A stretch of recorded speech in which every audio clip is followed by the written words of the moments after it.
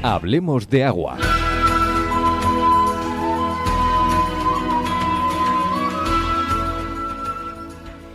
Hoy en Hablemos de Agua, en Ebro FM, vamos a ocuparnos especialmente de una fuente de contaminación que igual al profano pues no le parecería que fuera tan importante. Les hablo de las estaciones depuradoras de aguas residuales, el acrónimo EDAR, y de la importancia que pueden tener o que tienen los microplásticos. De todo ello vamos a charlar en los próximos minutos con Agustín Serrano, presidente de la asociación Stop Plástico. Agustín, ¿qué tal? Muy buenos días. Hola, muy buenos días. Bueno, lo primero yo creo, para centrar la cuestión, Agustín, que nos pueda comentar qué son los microplásticos. Estamos acostumbrados más al plástico que todos usamos en casa, pero ¿a qué nos referimos cuando hablamos de microplásticos? Pues los microplásticos es toda esa... hay microplásticos que son creados así por los propios fabricantes, por ejemplo, añadidos a productos de limpieza como podían ser exfoliantes o otros tipos de productos de higiene personal que son, dijésemos, fabricados con un tamaño muy diminuto, de tamaños prácticamente de partículas muy pequeñas, o también podemos hablar de los microplásticos secundarios, que son todos aquellos plásticos que en origen tenían un tamaño grande y que el paso del tiempo, el sol, la lluvia o los propios golpes si están abandonados en la naturaleza, pues van haciendo que se vayan degradando y cada vez se vayan haciendo más pequeñitos. ¿De qué tamaño son, para que nos hagamos una idea? Pues podemos estar hablando desde milímetros hasta tamaños de nanomilímetros o micromilímetros. O sea, la millonésima parte de un milímetro, incluso 1000 veces ese tamaño más pequeño todavía. Son tamaños que estamos hablando prácticamente que se pueden asimilar al tamaño de los virus, más pequeños que las bacterias, incluso más pequeños que los glóbulos rojos. Tremendo. Lo que pasa es que en grandes concentraciones, bueno, luego hablaremos de cómo contaminan, ¿no? Hay otro concepto, Agustín, que también quiero que nuestros oyentes comprendan bien. Estas EDAR, estas estaciones depuradoras de aguas residuales, ¿cómo son? ¿Cómo funcionan? Para entender después de lo que vamos a hablar de esta contaminación. ¿Cómo es una estación de este tipo? Pues las estaciones depuradoras de agua, como su propio nombre indican, son las estaciones a las que se recogen, captan todas las aguas, tanto las que vienen de nuestras casas, las de la lluvia, incluso los vertidos industriales, y antes de devolverlas al cauce de los ríos, pues son tratadas pues para eliminar pues todas las concentraciones de contaminantes orgánicos y otro tipo de materiales en suspensión, ¿no? Entonces, lo que estas aguas residuales pues pasan primero unos pequeños filtros para eliminar todos esos tipos más grandes. Después, mediante técnicas de desengrasado y desarenado, pues se va consiguiendo que poco a poco vayan pasando pues un proceso de decantación, de allí, dijésemos, separar lo que son las partes sólidas, que sería el agua que luego acabarían echando al propio río, o se separan en unos lodos, que es lo que luego se secan y pueden ser tratados de varias maneras, o pueden ser directamente echados como abono en los campos agrícolas. Parte de ellos pueden ser usados como materiales para producir energía mediante quemándolas y producir gases, o si por ejemplo no tienen la calidad suficiente, es decir, que tienen una concentración elevada de metales pesados, pues son echados a vertederos de residuos peligrosos o no peligrosos según sea la toxicidad de esos lodos. Uh-huh. Entonces, estas estaciones, una vez que conocemos cómo funcionan, ¿por qué no eliminan los micro y nanoplásticos? Porque dijésemos que inicialmente estas estaciones no están preparadas para eliminar estos tamaños, que estamos hablando de partículas por debajo del 1.000.000 de milímetro. Y aunque, pese a que no están diseñadas para eso, sí que son capaces de retener todas esas fracciones en los lodos, que más o menos, según un estudio de una científica aragonesa, Isabel Marín, que es un estudio que aún no está presentado, pero sí que hay un previo que es en lo que nos basamos en nuestro artículo, pues todos los tamaños que vienen a ser por encima de las 50 micras sí que son capaces las estaciones, mediante estos métodos que hemos estado explicando, sobre todo de sedimentación, pues el acabar separando esos microplásticos. Lo que pasa es que hay en torno a un 5 o un 6% de esas materias que acaban otra vez directamente vertidas a los ríos, pues porque precisamente ese tamaño tan pequeño, pues no están preparadas las estaciones como para retenerlo. ¿Y cuál es el camino que llevan después esos microplásticos una vez que vuelven al río? Pues parte de esos microplásticos pues acaban siendo ingeridos por los animales, Sí. o pueden regar los campos de cultivo, y a través de eso pues pueden otra vez podemos llegar a ingerirlos con nuestros alimentos cotidianos.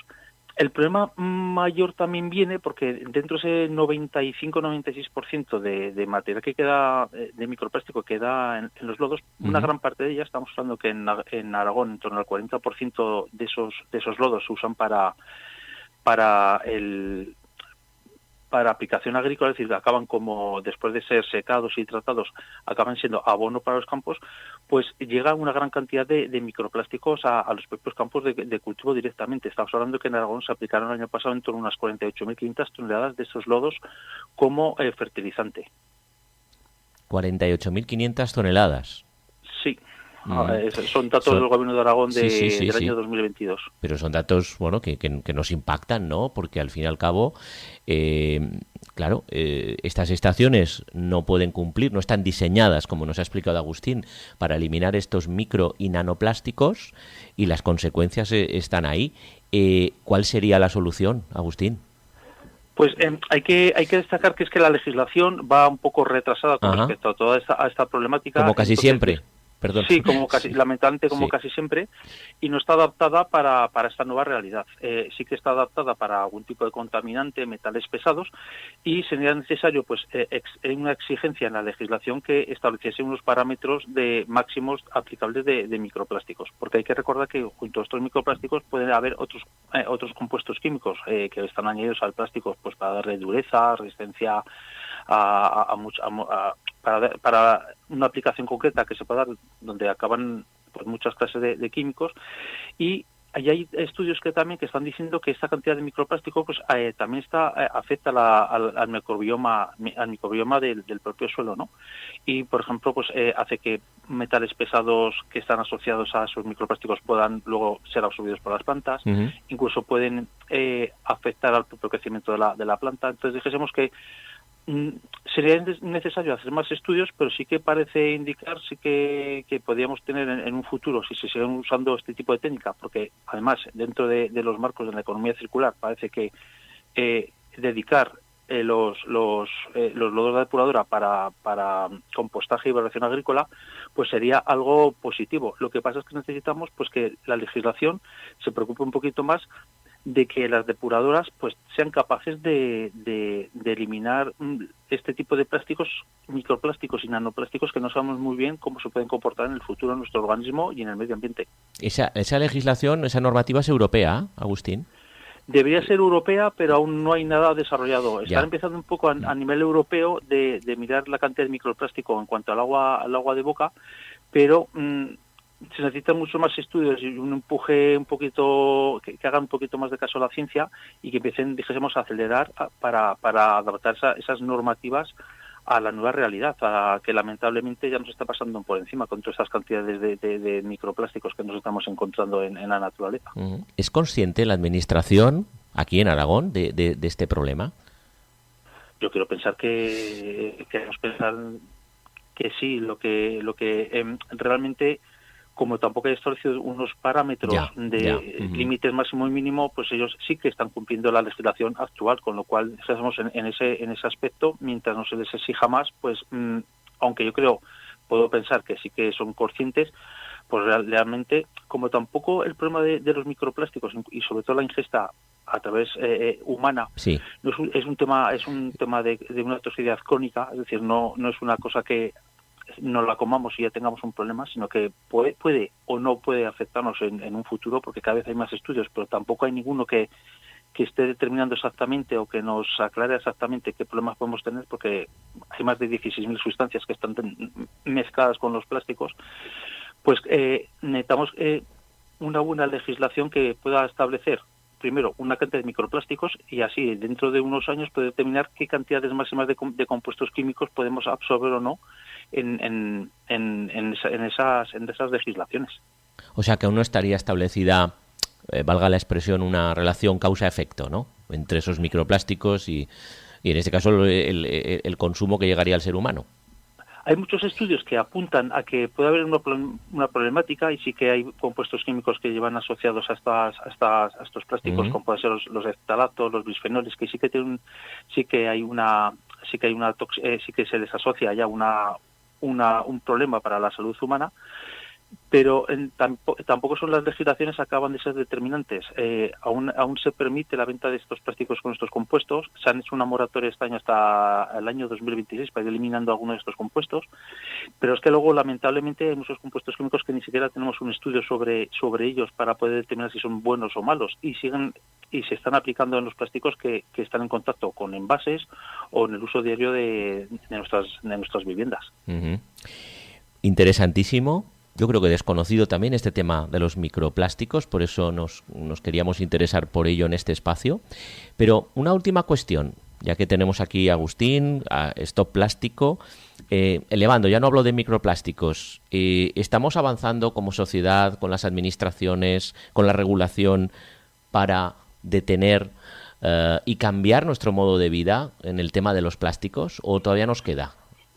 Nos queda un largo camino, sobre todo de comprender a qué riesgos estamos expuestos con nuestros hábitos de consumo, pero lamentablemente ha costado muchísimo. Ahora se va a intentar hacer, se ha demostrado que las tasas de recuperación de envases pues no son las que está exigiendo Europa, y de aquí al año 2026 se va a tener que implantar un sistema de depósito, devolución y retorno, ¿no? Para el sistema SSDR, para que retornen parte de esos envases, lo que hacíamos antiguamente, ¿no? De depositar una pequeña cantidad y cuando devolvamos el casco devolver el dinero. Devolvíamos el casco, sí. Uh-huh. Correcto. Pero hay otros muchísimos componentes que estamos en contacto con ellos, como pueden ser carcasas de ordenadores, la legislación, por ejemplo, en cuanto a los envases que están en contacto con los alimentos es preocupante, porque hay estudios que también están diciendo que aunque se cumple la legislación actual, pues no tenemos que estar muy seguros. Pues porque muchas veces hay parte de esos componentes que no sabemos ni siquiera lo que son. Cuando, por ejemplo, un fabricante compra un plástico de calidad alimentaria, él no sabe su composición exacta, qué es lo que lleva dentro. Ya. Cuando, por ejemplo, parte de esos materiales los introducimos otra vez en las cadenas de reciclaje, hay muchos compuestos químicos que no se saben que están en esos materiales y que acaban otra vez reintroduciéndose en el sistema a través del reciclaje. Entonces, todo parece que tenga que pasar por una correcta legislación para poder determinar los valores límites y máximos que puedan permitir de microplástico, porque a lo mejor el plástico en sí no es un problema, pero todos los componentes químicos que llevan asociados a su fabricación sí que lo pueden ser, y eso es lo preocupante. Está claro que queda camino por recorrer, que todavía, aunque hay conciencia de reciclar, pero ojo al tema de plásticos, porque es verdad, Agustín, echamos la vista ahora donde estoy yo, donde está usted, y todo es plástico, o casi todo plástico. Ya no me refiero solo, claro, al que pueden llevar alimentos, al que nos transmiten los propios animales, etcétera, etcétera. Es un tema vital en esta sostenibilidad y en este medio ambiente del siglo XXI que hoy queríamos abordar con Agustín Serrano de Stop Plástico. Muchísimas gracias por estar con nosotros hoy en nuestro espacio Hablemos de Agua en Ebro FM. Muchas gracias a vosotros y un saludo para la audiencia.